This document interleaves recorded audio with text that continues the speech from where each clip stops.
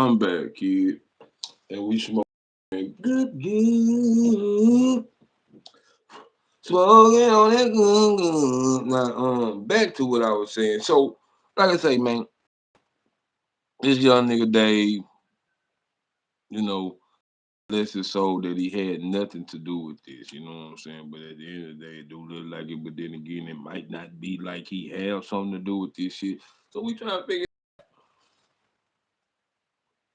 I'm trying to figure out it is a I would like to know. Shout out to TMZ to Angry Men podcast. You know what I'm saying? Because, like I say, in order for in order for in order for this to click, it got to come together as far as evidence and evidence that makes sense. So what I'm thinking is, and I'm only thinking this is because it got to be to the point where that the put the H. I mean, LAPD got so much bullshit that it can't stick. That's all I can see. I just blame them. Yeah, I don't give a damn. LAPD got so much evidence. It don't even fit the crime. That's what I may be thinking. I'm thinking maybe LAPD got so much evidence that it don't fit him because what motherfucker goes this far without being arrested? Let's think about it. What person goes this long? What black person at that? Let's say what black person goes this long without being arrested? What black person with this much status goes without being arrested? So we're gonna look at this here because that even TMZ think is more to it, man.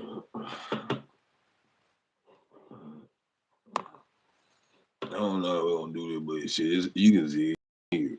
There are more innocent explanations here than the one that everybody's jumping to. So that's what I want to raise it. So let me give you a scenario. She was at this house a lot. And what if she became friends with people there? And what if she was there after David left to go on tour? And she was at one of the parties and something bad happened with a substance. And it wasn't David, but it was somebody else. And it became a Keystone Cops kind of, how do we deal with this? And it wasn't David, but it was somebody that something that cost her life. It may have been, I don't know. Well, it may have been fentanyl. By the way, there are positions. I've got one right now where if you're the person there, it's very high profile in terms of being prosecuted for a subsequent death. And by the way, Mac Miller, Matthew Perry. No matter where we start, everyone brings us closer. And as Texans, we take care of each other along the way. Drive like a Texan. Yes. Matthew Perry. And by the way, it also gives you at least some kind of clarity on this idea of how stupid would he have to be to have put the body in his own car. Now, if he's left and he's on tour and somebody is there at the house and, something horrible happens, what better way to kind of deflect from you than to dump it into his car, go park the car, and say they'll focus on him, and I'll be scot free. Yeah. Well, let me put that on steroids for a second. He writes a song called "Romantic Homicide." He writes a song about an obsession with a girl named Celeste. He is dating this 14-year-old girl. Name Celeste. And the body ends up in the trunk. Get that part. So the other way of looking at it is maybe whether it was murder, a drug overdose, somebody could have said, I don't want this to be me, but I can frame him because of all those things. People are going to jump to the conclusion everybody's jumping to. It's got to be David. So better way than to put the body in the car. Somebody's not thinking. See, that's why I was saying you gotta have lawyers, bro. Two guys are lawyers, bro. And you gotta look outside the box. And this is, and I'm not lying, and they'll say the same thing because they looking at it on the same spectrum. They looking at it on the same spectrum. This is a hellified long shot. This is a hellified long shot right here. Like to say that somebody snuck into this man's house, or somebody was in this man's house, took this young lady life. You know what I'm saying? Young girl life, because she was a child. She was a child. She didn't even make it to young. She was just at young lady at 15 down there. I think that's when you start calling them young ladies. Hell, at 15, probably young ladies at because they young women at 21. You're a woman at 21. So I guess so. At the end of the day, dog, regardless, it would be a that it would be a you would be a damn fool to kill somebody. Put them in your car and park outside your house. That sounds like somebody did some shit, got scared, and just did some shit. Nah. And I'm just looking at it from the criminal standpoint. Now, ain't that much of a goddamn criminal cut up no goddamn body. But I know one motherfucker thing. If I was to cut up about it, I'm not finna drop that bitch out behind my house in my vehicle. That look like, and you know what? That kind of look like a frame because it would make sense, like they saying, for somebody else to use this man. Cause it's a party house. It's people in and out, bro. All celebrities got niggas in and out their house. They got people cleaning the house. They have all type of shit. Not saying that's what he had, but at the end of the day, celebrities sometimes have people coming out their house at least 24 hours a day, some type of way, something at least. Not maybe not 24 hours a day, but at least once or twice, three times a day, maybe. Like I say, cleaning services, whatever the case may be, if not family, shit like that. You feel me? So you mean to tell me that this man killed this girl, cut her body up, put it in a bag, put it in a car, and parked the car behind his house. He could have left the car and everything inside the yard. Ain't like he went 2 blocks over. Like, and then like if y'all missed it, you have to go back to my earlier show and watch. But at the end of the day, too, the police probably got enough evidence to kind of not know that he had something to do with it. But the thing about it is, like they said, if he didn't, who? So let's play. Straight, and they're thinking that's going to make it look like he did it, which to me points in the opposite direction. But a lot of people would say, oh, it's got to be him then. So somebody who is inclined to frame David, that's what you would do. I don't even know that you have to go to the point of saying I'm going to frame. You just want to get suspicion off of you. I guess the natural consequence of is that they're going to focus on him. But it does make a lot more sense to me that something happened. Somebody was at the house who had access to the car. I mean, you would think that if you got access to the house, you would have access to the car. Can I stop you for just a sec? Can I stop you for a second? Sure. I spoke to somebody early on who is in the middle of all of this, who said a lot of people had access to that car. Yeah, well, that would make sense, right? I would assume that the people who had access to the car had access to the house, which fits in with what you have at least developed, which is there was a party house. What does a party house mean? It means that there's a lot of activity, people coming and going.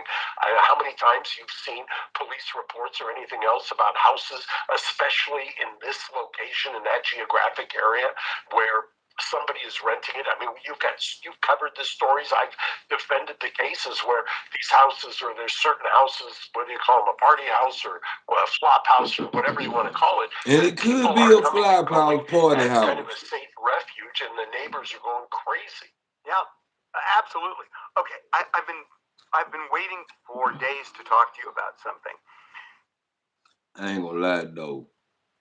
A nigga the neighbors calling the laws because you playing Taylor Swift too loud is hilarious like a motherfucker. Like any other. I would even see the police coming if you playing Katy Perry too loud, but not Taylor Swift. Not Taylor Swift. They wasn't mad that you were playing it too loud. They were mad because they were mad because the nigga was playing it too loud. Let's go, man. So David is 20 and he's dating a 14-year-old. If David had nothing to do with this girl's death, is David in trouble? Yeah, for real. Say now, real spill. If okay. Look, could he be prosecuted? Yes.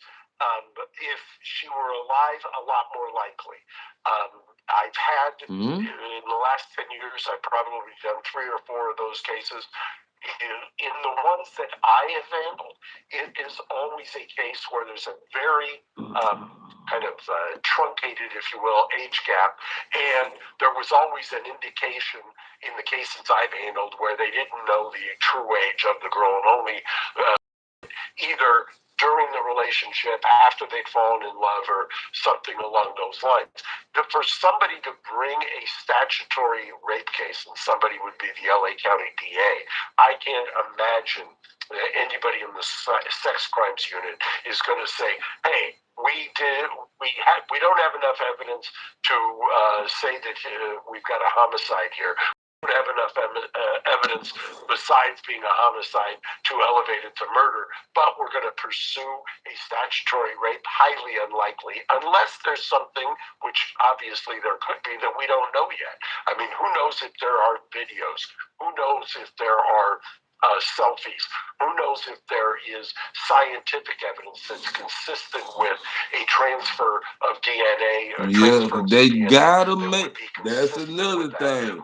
I gotta speak on that. Hold on. Statement. I'm not saying he did, but I've seen cases where the purported defendant inculpates themselves and basically gives the cops what the cops couldn't get without their statement. Well, I'm kind of surprised you're. They gotta have confidential evidence because the body is too decayed. The body. Hey, what up, Peso? What it do? What up, for show? What it do? You know what I'm saying? The body do too decay and hold on, I was say the body is too decayed.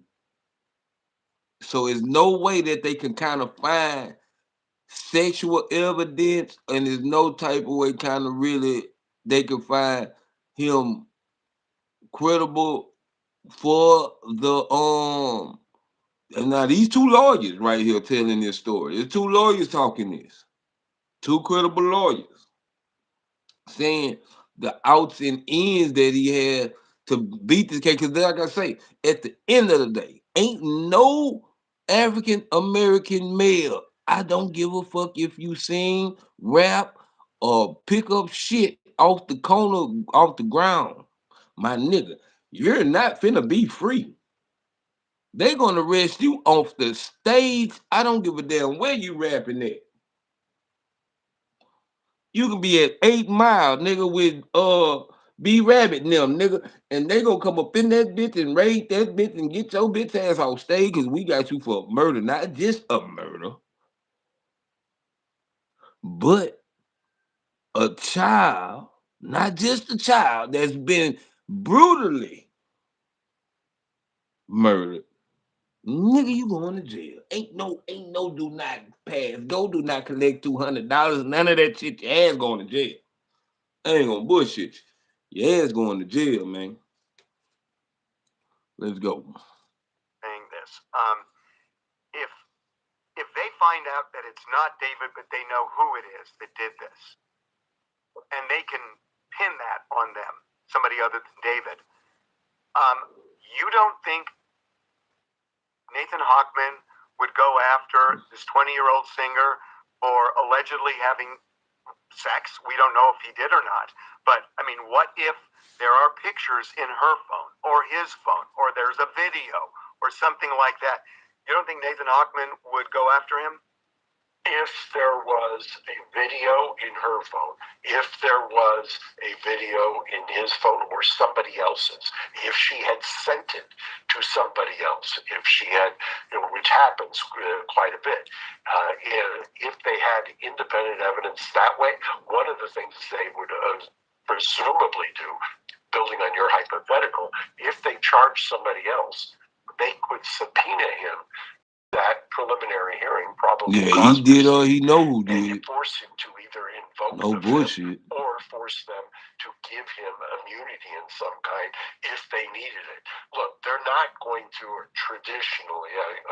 I don't have to get into what I think Nathan Hochman might do. It's way above my pay grade, but I will tell you that traditionally they are not going to kind of go after the getaway driver in order to avoid prosecuting the bank robber. But it doesn't have to be either or. No, it doesn't have to be either or. But if they need David, if David is not their suspect, if he's not the perpetrator, if he is not, they could kind of force him, and they may need him, and he's got a lawyer who would presumably give him the advice that you got to play a little chicken here in order to get yourself so that you can tell the truth. I just disagree with you on this. I think there's been such shock of him dating. It's kind of Elvisy. It's kind of Elvisy. But back then, speak on it. It wasn't viewed the way it is now. And everything I'm hearing from people is they keep talking about that. How could he be dating? He seemed to have been dating a 13-year-old. This went on for a while. She disappeared in 1st January of 2024. She was 13 and barely 13. So right, but I don't. Before we go down that road, you would want to have some kind of evidence that there was something untoward going on. I mean, obviously, that's a red flag that law enforcement is going to drill down on. But like I say, it becomes less of a priority if, in fact. And two, I'm gonna tell you another thing too. They gonna watch that nigga behavior, dog. That's what they really probably doing, watching his behavior. They probably went in that bitch and rigged every camera to the police station in that bitch. Say, they try to see his how his actions, how he carry out shit. Watch what I tell y'all. Why they want to see, because one thing about these crazy ass killers that I'm noticing, bro, they got a thing about going back to the spot and all that shit. You know what I'm saying? So let's watch this shit. They've got evidence that points to somebody else, and that's a legitimate lead or prosecutorial theory. So, even if I keep coming back to this. How could anybody be this dumb? Yeah. Yeah, I'm having the same That's problem. That's the only thing I'm saying. The exact same problem. That could it happen? Yes, somebody could be that dumb, but that's the defense if he's charged. That's the defense if he's charged. That who would do that? And and a jury is going to wrestle. I mean, I don't know what they're going to do, but if they ended up charging him, to me, the best argument is that who would do that? Who would put the body in your car and you leave town knowing the car is going to get towed and they're going to find the body? Who would do that? That it's almost like jurors are going to struggle with that, no matter how powerful the evidence. No bullshit. Because it's your shit. Like, at the end of the day, that's how they gonna look at it. Like, if the feds was involved in this, they wouldn't look at it like that. You know how much I love reading the comments to our show. I'm gonna. No, you love reading the comments. You love reading the comments because on Sundays you text me and say, "God, people just hate you, Harvey." No, they like me. They like me, but boy, they are going after you. So I will preview some of the comments. Okay, Garrigus, you defended Scott Peterson. Who gives a now about where the body is found 4 months later? So I'm going to save you the trouble. I've already done the heavy lifting. Okay. Oh my God. Okay. I got to tell you, this is one of the most interesting cases I have seen in a long time, and we just don't know. You know who's been doing the reporting on this? I met Laura Conlon at the Diddy trial, and I was impressed with her. I thought of all the kind of people that were reporting on it. She did a great job. She's really kind of gone deep into this. In fact, I've been watching her. I've been telling her that where her sources are, because she's in New York, and as you know, LA it's kind of crazy because they are never. The authorities in LA, in my experience, in your experience, and between us, we got 100 years doing this stuff, frighteningly. I'm with you in that this doesn't make a whole lot of sense given the track record of the LA kind of county authorities. I know, but I just have a feeling something's going to break fairly soon. They just can't keep quiet this long, and they've got to have a lot of information. Once they get the Tesla video, once they get the surveillance video from the house, and all the other things they're working on, I just have a feeling we're going to hear something soon. I really do. Well, it's hopefully they get the right person or they figure out what happened. Well, as you know, whoever they arrest, the lawyer will say it's the wrong person. Well, and it could be. Yeah. Okay, my friend. I'll talk to you soon. Thank you, Harvey. Good to see you. Yeah. Bye-bye. It'll be crazy.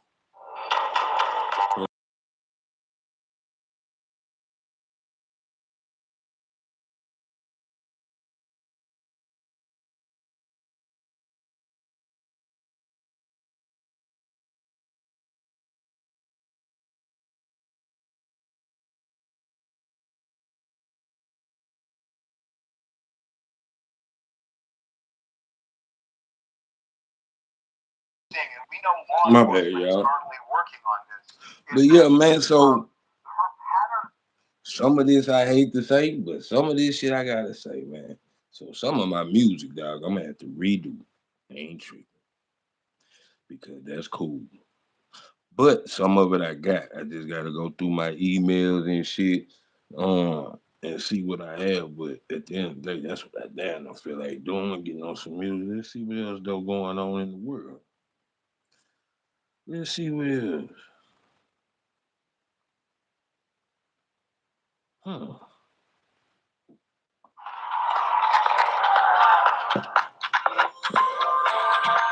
This my boy right here.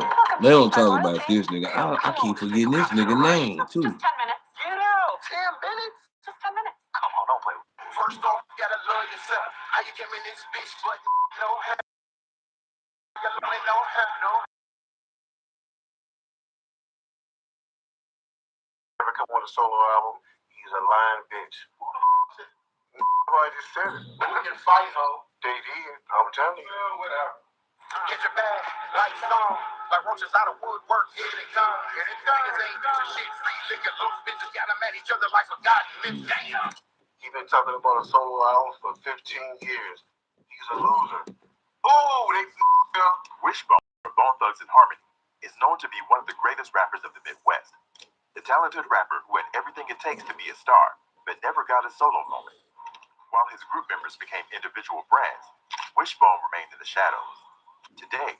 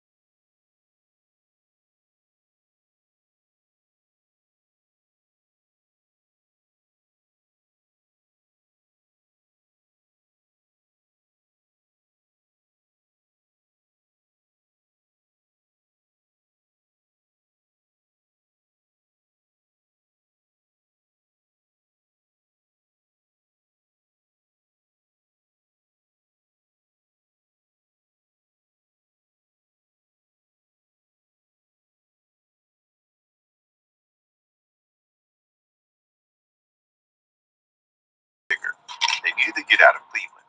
In late 1993, the group made a bold move. Wishbone from Bone Thugs and Harmony is known to be one of the greatest rappers of the Midwest. The talented rapper who had everything it takes to be a star, but never got a solo moment. While his group members became individual brands, Wishbone remained in the shadows. Today, we're diving into the story of the greatest Midwest rapper that ever was. Let's go back to Cleveland, Ohio in the early 1990s. 5 young men were about to change rap music forever.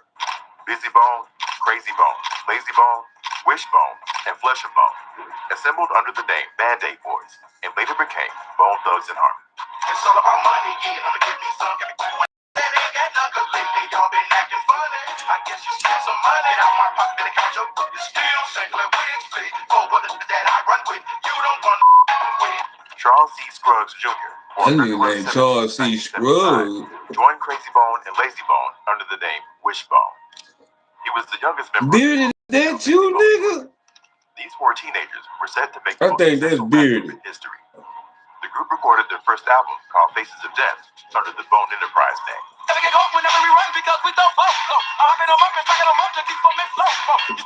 If they say that nigga missing now, like they can't find that nigga, that's Bearded, bro. Get out of Cleveland. In late 1973, the group made a bold move. Bought one-way bus tickets to Los Angeles with just enough money to survive for a few days. The mission was simple: find Eazy-E and get signed to Ruthless Records. Most people will call this crazy. 4 teenagers. I think that nigga was on some Pan-African shit too, though. And no backup plan. But these weren't ordinary teenagers. They auditioned for Eazy-E at his studio. The legend himself was impressed by the unique style. The rapid-fire harmonized rap was unlike anything anyone had heard before. No bullshit. Eazy signed them on the spot and renamed them Bone Thugs and Harmony. Wishbone was part of this historic moment. His voice blended perfectly with his group members. He could switch from melodic singing to rapid rap in seconds. The chemistry was undeniable. In 1994, Bone Thugs and Harmony released their debut EP, Creepin' on a Come Up. That's my shit. The album featured hits like Thuggish Ruggish Bone. It's you know me as a hustler. If we get see, maybe 6 feet. You let your mind up, stay jacking. Both songs feature Wishbone prominently.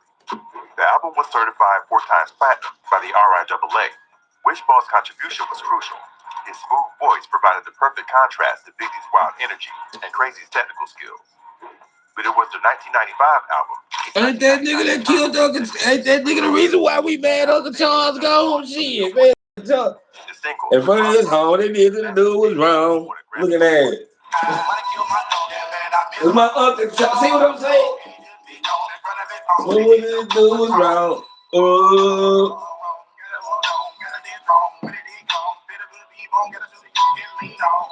Wishbone was all over this album. Man, we used to be in school. Meet me in the lunch line, so you won't be hungry. Lunch line, so you will go home. They're gonna feed everybody.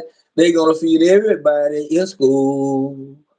They're gonna feed everybody. Man, we used to be tripping in school. His verses were sharp. His harmonies were perfect. He proved he belonged with some of the best rappers in the world. Yet somehow, he would never get the solo recognition his talent deserved. Let's talk about what made Wishbone special. While his group members each had distinct personalities, Wishbone was the smooth operator. His voice could switch from melodic singing to rapid-fire rap without missing a beat. On tracks like Thuggish Ruggish Bone, his laid-back delivery delivered the perfect balance to the group's energy.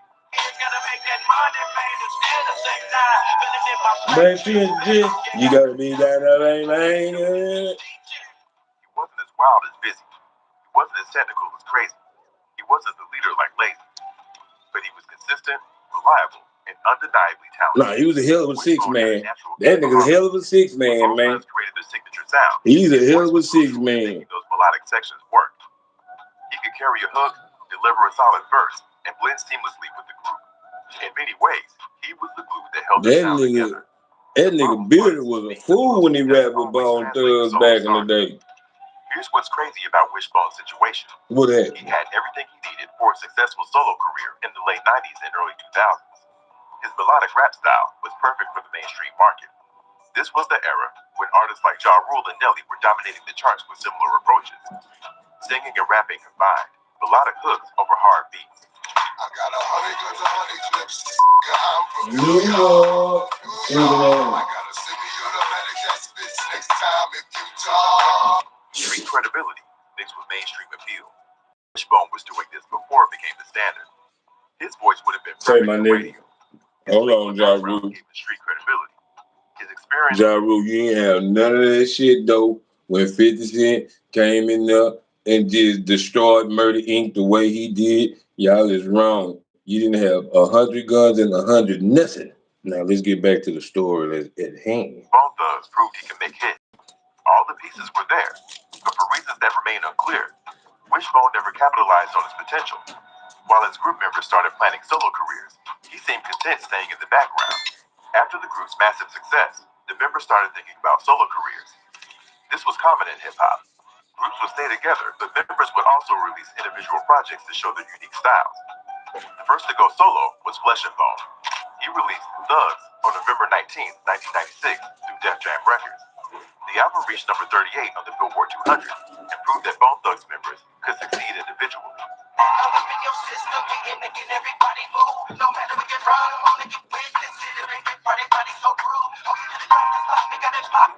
Next came Busy Bone with Heaven's Movie on October 6, 1998.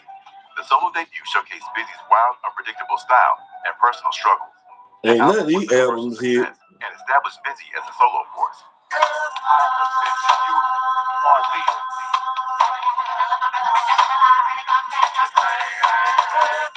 Crazy Bone followed with we never knew what the hell he said. Now he probably the only one that had a bad motherfucker. This project showed Crazy's production skills and lyrical depth. It became the most successful solo album from any Bone Thugs member.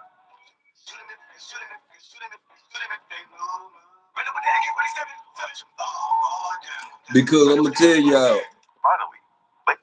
I'm gonna tell you though, Busy Bone got a bad motherfucker with Lil Flip, and y'all already know that Flesh Bone got a bad motherfucker with Riding Dirty, with Chameleon now.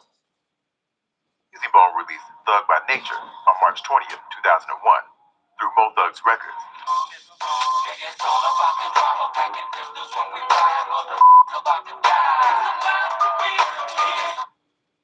I just got a $4,000 loan sent straight to my bank account. I'm freaking out, dude, because now I can go on vacation. I went to Fast Loan Direct because all credit types are welcome here, and I have low credit, so this is helpful for me. The album demonstrated Lazy's leadership skills and business mind, proving he I'm could carry get a on project some music, alone. man. Fuck that. Even the Y'all group's got me associates got solo crying. deals. Oh shit. Mo Thugs Records, the label founded by the group members, released albums from various Cleveland artists. But through all of this solo activity, one voice was missing. Where was Wishbone's solo album? This is where Wishbone's story becomes truly puzzling. A solo Wish album has been announced or advertised at least twice over the years, but nothing has ever materialized. Old articles claim that he was working on an album called Wishmaster at one point. Fans got excited. The hip-hop media reported it, but the album never came. Why would I lie? It's strategic business. Businessmen do things strategically, so you get the real money. Some industry insiders suggest that Wishbone recorded material during Bone Thugs' peak years. There are rumors of completed songs sitting in vaults somewhere, but if those recordings exist, they've never seen the light of day. The reasons for this remain unclear. Maybe record label politics got in the way. Maybe Wishbone decided he preferred being part of the group. Maybe the timing was never right. What we do know is that Wishbone had the talent to succeed solo. His voice was distinctive enough to stand out. His style was commercial enough to get radio play. His connection to Bone Thugs would have guaranteed attention.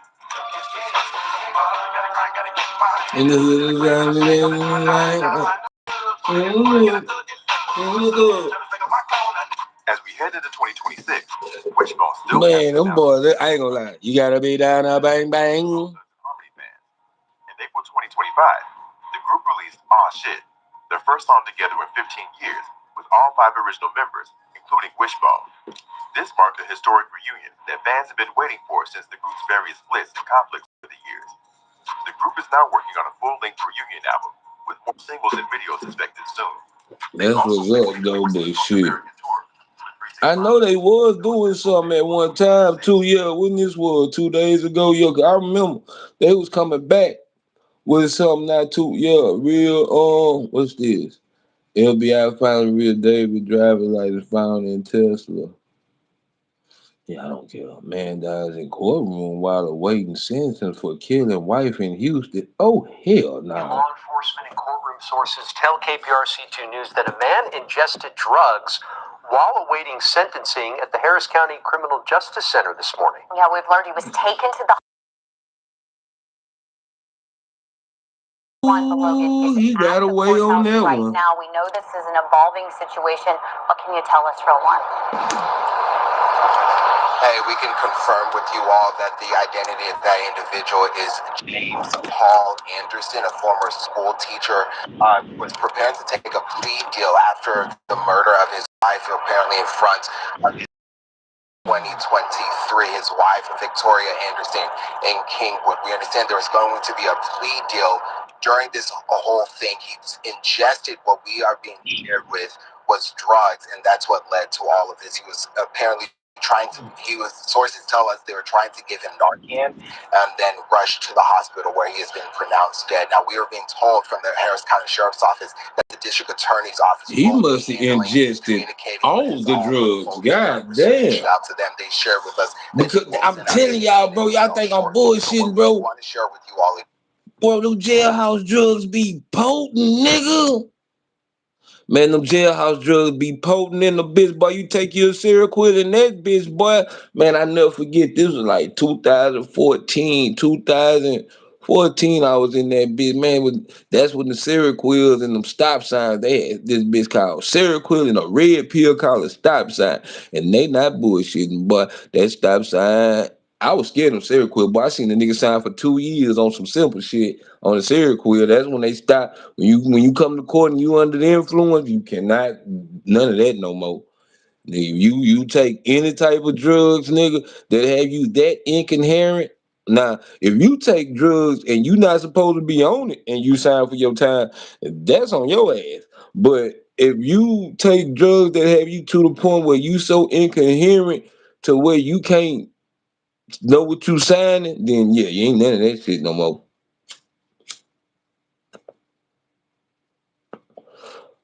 But I'm trying. Ooh, man, I'm gonna tell you too. That nigga probably died right there in the back with them niggas, man. Like, cause see, when you go to court, they don't check you.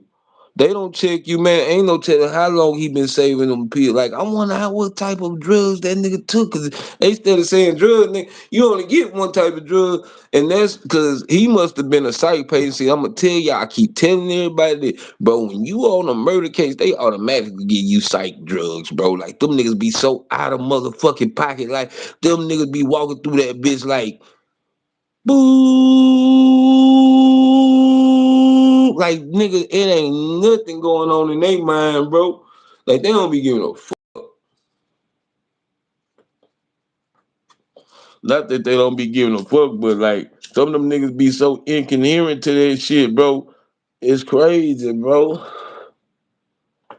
It's crazy, bro. Young niggas be talking to they self and all type of shit, man. a defendant, James Paul Anderson, this morning ingested a material inside the courtroom, inside the 208th floor here on the 17th floor, the courtroom 208, excuse me, as he was preparing to take a plea deal, pronounced dead at the hospital. We're waiting to learn more from the Harris County District Attorney's Office. Again, Oh, this was 2 days. will come at a Cause later I see it time. at the From chat South on the 45 other one. downtown Houston, Rowan Belogan, KPRC 2 News. Real one, thank you.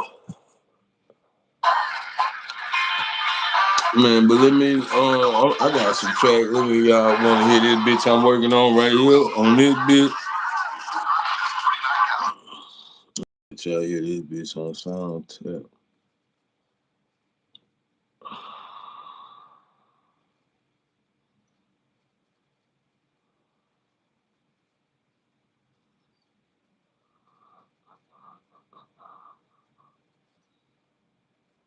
I'm gonna get on some music right quick. Share your music to on YouTube. Okay, that's what's up. I'm finna go see if I can pull up all the other tracks and shit right now, man, while I'm on. But I'm finna finish. I got some tracks on here that I gotta finish on this tablet right here for sure. I gotta finish. And I gotta go find, try to pull up all the other tracks that I had on there, man. Be often work the shit out this other tablet though to promote shit and link it, be some type of way to my other shit. I wonder, can you link your other? I think you probably can. Say that's what's up, man. Let me get on this music right quick, man.